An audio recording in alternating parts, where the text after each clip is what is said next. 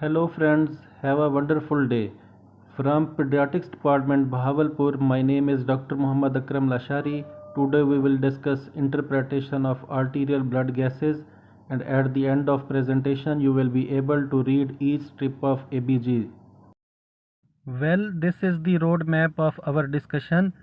Judicious use of ABG as a diagnostic tool, problems in interpreting ABGs, and in stepwise approach, first rule out lab error, metabolic acidosis, respiratory acidosis and alkalosis, metabolic alkalosis, and triple acid base disorder.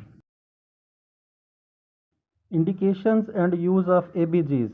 When we prick the artery, it is very painful due to the presence of sympathetic plexus. If there is no disorder of ventilation or oxygenation, go with the VBGs. It is always a rough estimate and guide towards the basis of metabolic disorder. ABG values change in minutes to hours, not in days. Problem with the placement of arterial lines are pain, thrombosis, embolus and amputation of the limb. Critically ill patients benefit most by correct interpretation.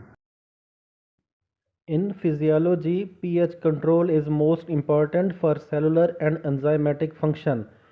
pH control is tightly regulated through carbonic anhydrase, which is the most rapid and abundant enzyme in our body.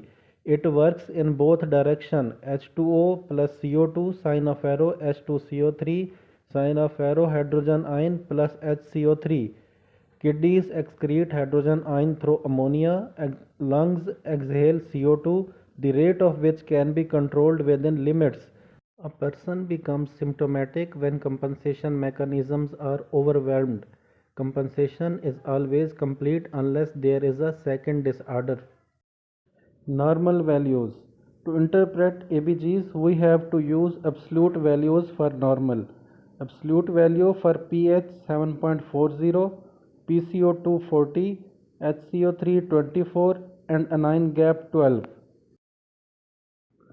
How to assess lab error? Lab error occurs mostly due to either excess heparin or a machine or reagent related problem. Two ways to assess hydrogen ion concentration.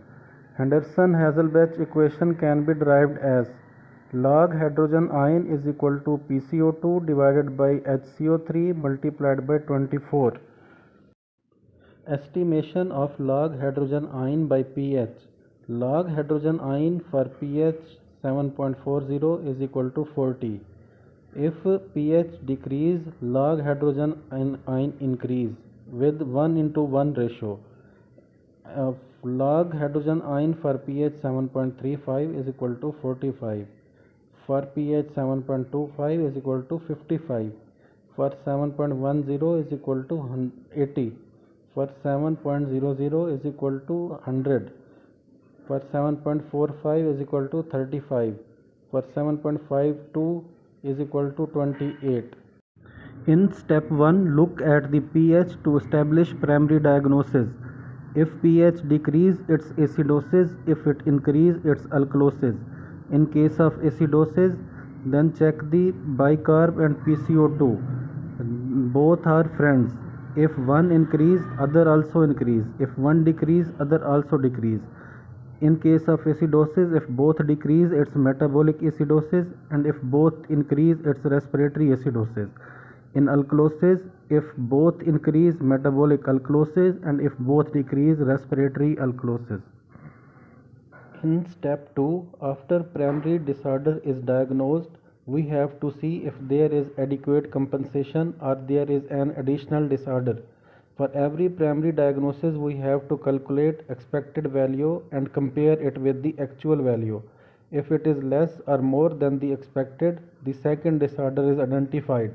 Key thing to remember is that bicarb is equal to metabolic or kidney function. If it is low, it's acidosis, and if it is high, it's alkalosis. PCO2 is the function of respiratory or lung. If it is low, it's alkalosis, and if it is high, it's acidosis. Now is the compensation of metabolic acidosis. To compensate for increase in acid, PCO2 has to be decreased. If the decrease in PCO2 is equal to expected value, then there is no additional disorder. If more than the expected, there is additional respiratory acidosis. If less than the expected, there is additional respiratory alkalosis. Only hurdle is to calculate the expected PCO2. Here is the formula for expected PCO2. We use the Winter's formula. Expected PCO2 is equal to 1.5 multiplied by HCO3 plus 8 plus minus 2. And if we make it simple, simplest method is expected PCO2 is equal to last two digits of pH. There are two varieties of metabolic acidosis, with increased anion gap with normal anion gap. In case of metabolic acidosis with increased anion gap, formula is mud piles. In case of methanol poisoning, uremia, decay, paraldehyde poisoning, isoniazid or iron poisoning, lactic acidosis, and ethanol or salicylate poisoning. With normal anion gap, renal tubular acidosis, and GIT losses like diarrhea. Now is the respiratory acidosis and alkalosis. If our primary disorder is respiratory acidosis, check either it is acute or chronic.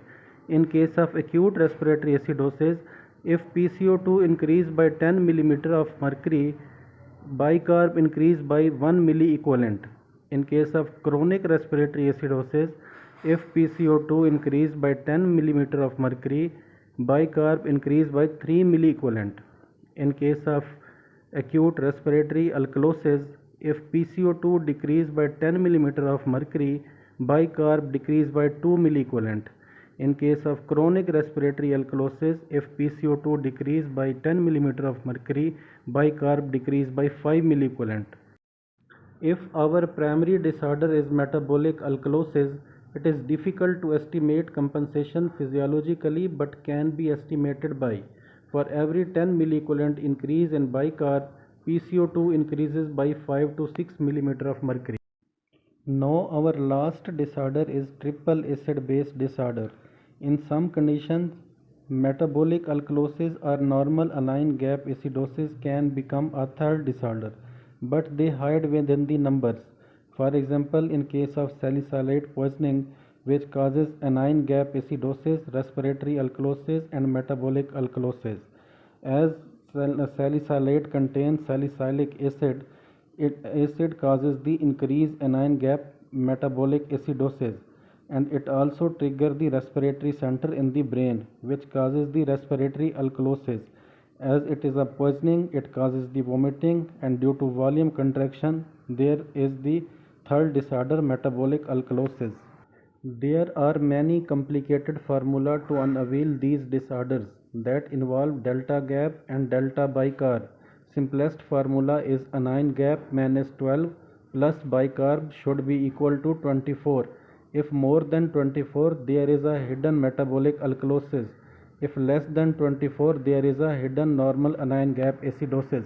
Here I leave a question for you whose answer you can give in comment section.